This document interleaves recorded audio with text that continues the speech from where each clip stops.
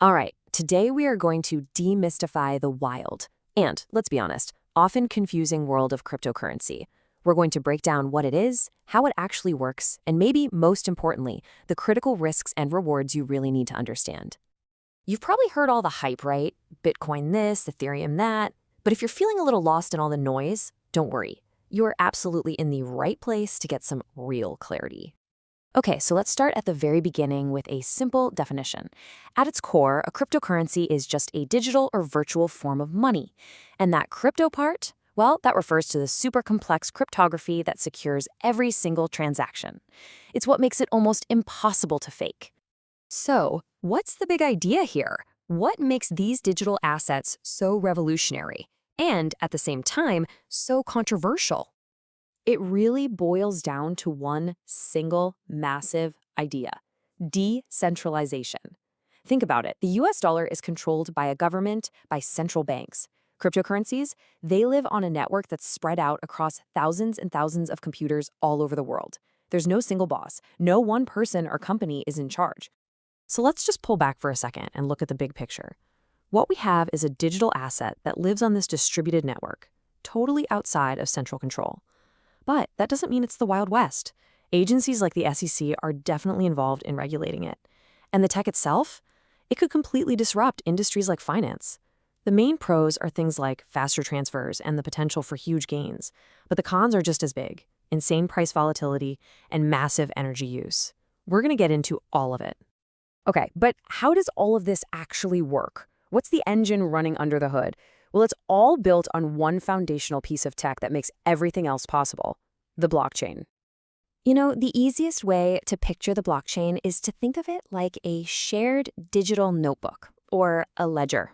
Every time a transaction happens, it gets written down as a new block of information.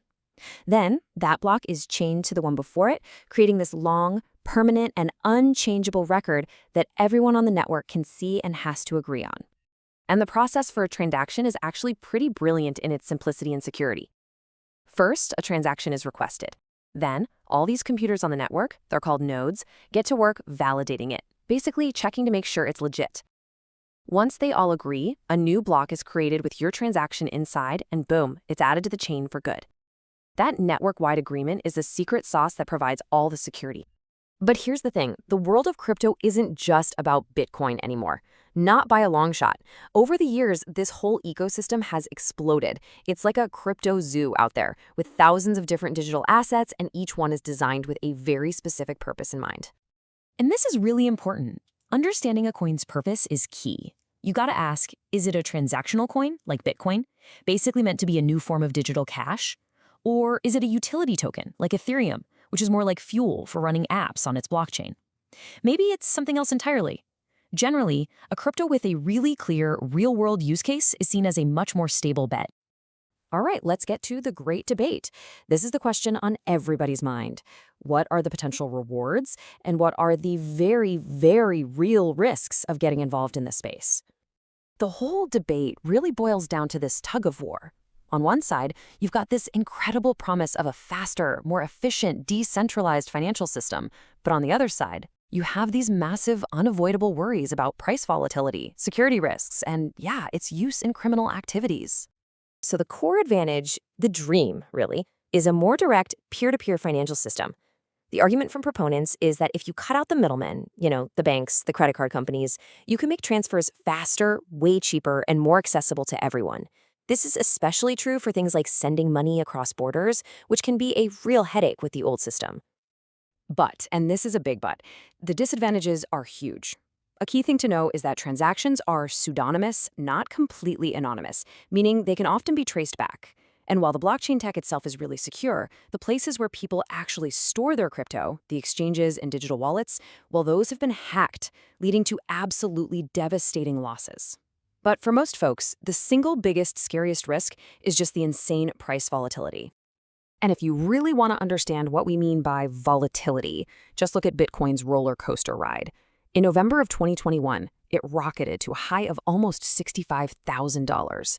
Then, by mid-2023, it had crashed down to just over $20,000.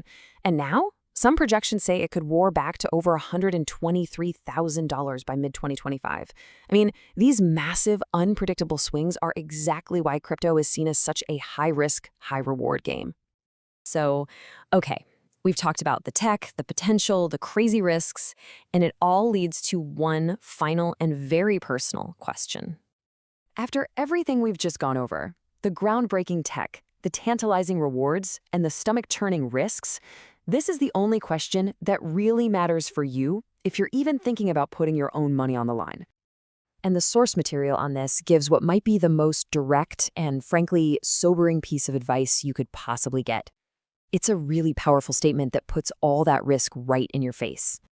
So the key takeaway here is pretty clear. This is not like buying a blue chip stock or putting money into your retirement account. Not even close. Financial experts see this as a highly speculative asset. What does that mean? It means its value is often driven more by market sentiment and hype than by any real underlying fundamentals. And that's the thought we're going to leave you with. You now know the basics, the core concepts, the tech, the whole debate. So the billion-dollar question remains.